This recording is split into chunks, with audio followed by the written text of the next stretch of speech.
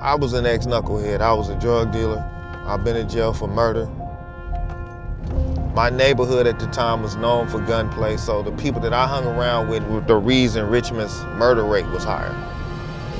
I don't want my legacy to say, okay, I was a cat in Richmond that had vets and Range Rovers and things like that. I want them to say, man, you know, he tried to save as many young people as he could.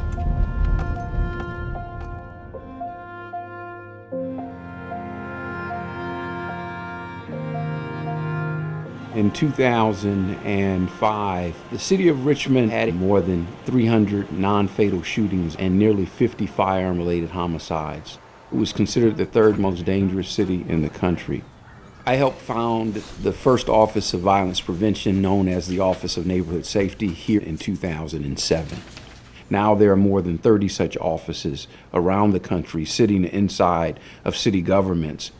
Advanced Peace pushes the lessons learned to the rest of the community and nation.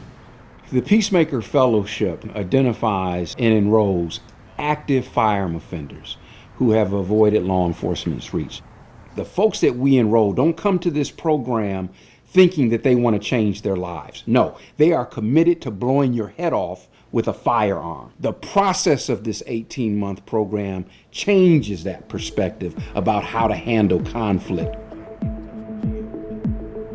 I heard about Advanced Peace around 2012, and I was fresh home out of doing a stint in prison. Never had a job before, never did anything besides, criminal activities. And according to all the paths that I took with my life, I was directly headed to be another statistic. We engage them every single day, working to help them develop what we call a life management action plan. We help them think about, what is my housing situation? What's my employment situation? What's my mental health situation? We also help them achieve those goals. I worked in uniform law enforcement for about 27 years, believing that you could arrest your way out of crime. I actually found out that 95% of the people that we arrest come back to the community. What's different about this program is it's community driven. So instead of the police leading the effort, this is a community driven effort. Intergenerational mentoring is critical. We identify untapped assets, typically formerly incarcerated individuals, and then we redeploy them back into the communities that they very well understand, where they have license to operate. They just kept sticking with me. Once you figure out that they're not the police, it makes you more susceptible to deal with them. Felt like you could go and talk to somebody and be honest with them. They bring the consequences back to your eyes and, hey man, just chill out, let's work this out a different way. The touch point of our fellowship is what we call transformative travel. Understand that most of these individuals have never left the communities that they live in to just be able to have a space where I can breathe and not worry about someone coming to get me.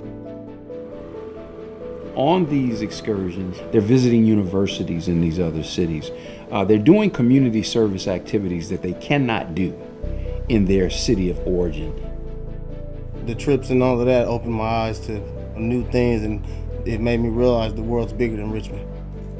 What Advanced Peace has done is they prove that the concept works. Arresting and incarcerating people costs about $60,000 a year in California. Every shooting you can prevent, you are literally saving millions of dollars over time. Right now I'm living out all my dreams. Once you start to love yourself, your eyes open up and you're able to love other people. You value your life, you value other lives. We're in 9 cities, and we are in 18 additional cities that are using touch points of our fellowship opportunity. Within 24 months of Advanced Peace's launch, we're seeing 20 to 40% reductions in firearm activity. That's a clear demonstration of our success.